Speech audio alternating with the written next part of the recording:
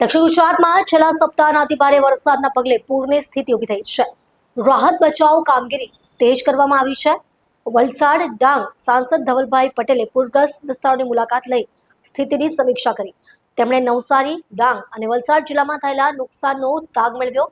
પ્રવાસ દરમિયાન સૌપ્રથમ નવસારીના વાંસદા તાલુકાના ગામોની મુલાકાત લીધી। છેલ્લા સપ્તાહમાં દક્ષિણ ગુજરાતમાં પડેલા અતિભારે વરસાદને કારણે સર્જાયેલી પૂરની સ્થિતિ બાદ સ્થાનિક લોકપ્રતિનિધિઓ અને તંત્ર દ્વારા રાહત બચાવ અને સમીક્ષા કામગીરી તેજ કરવામાં આવી છે।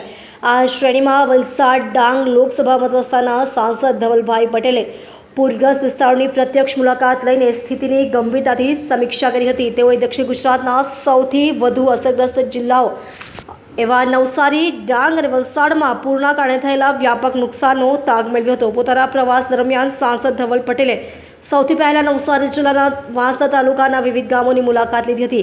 ત્યાં તેમણે અસરગ્રસ્ત ગ્રામજનો સાથે સીધો સંવાદ સાધીને તેમની સમસ્યાઓ સાંભળી હતી અને જરૂરિયાતમંદ પરિવારોને રાહત કીટોનું વિતરણ કર્યું હતું।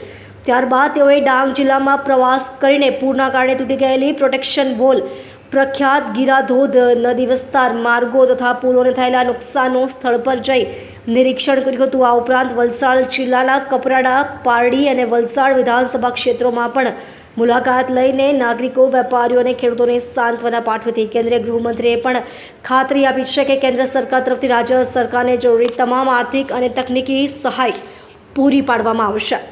जी जे गया वीक में पूरा दक्षिण गुजरात ની અંદર अति भारे वर्षाना લીધે જે આપણા નવસારી જિલ્લો, વલસાડ જિલ્લો અને ડાંગ જિલ્લો પ્રભાવિત થયો એના માટે ખાસ કરીને આજે હું દરેક ત્રણેય જિલ્લાની મુલાકાતે આવ્યો છું। પહેલા વાંસદા તાલુકામાં અલગ અલગ ગામોમાં જઈને લોકોને પણ મળ્યા, રાહત કીટનું પણ વિતરણ કર્યું। એ રીતે ડાંગ જિલ્લામાં પણ જે ગામોમાં પ્રોટેક્શન વોલોને નુકસાન થયું છે, આપણે ગીરામાં પણ થોડું નુકસાન થયું છે અને બીજી જે પણ પુલો હોય કે બીજા ગામોમાં નુકસાન થયું હોય એનું નિરીક્ષણ કરવા આજે અમે ડાંગ જિલ્લાનો પણ પ્રવાસ કર્યો છે। અને આના પછી અમે વલસાડ જિલ્લામાં કપરાડા, પારડી અને વલસાડ વિધાનસભાની પણ મુલાકાત લઈને ત્યાં પણ લોકોને મળવાના છે। ખાસ કરીને આ મુલાકાતનું કારણ કે અમારી રાજ્ય સરકાર અને કેન્દ્ર સરકાર પૂરી રીતે કટિબદ્ધ છે કે આપણે જેટલા પણ લોકોને નુકસાન થયું છે એ બધા લોકોને વળતર ચૂકવી દેવામાં આવ્યું છે। સાથે સાથે જે ખેતરોમાં નુકસાન થયું છે, દુકાનોમાં નુકસાન થયું છે, એમાં પણ સુરતમાં જે રીતના નુકસાનનું વળતર આપણી સરકાર આપ્યું છે એ રીતનું જ વળતર આ ત્રણેય જિલ્લામાં પણ મળવાનું છે।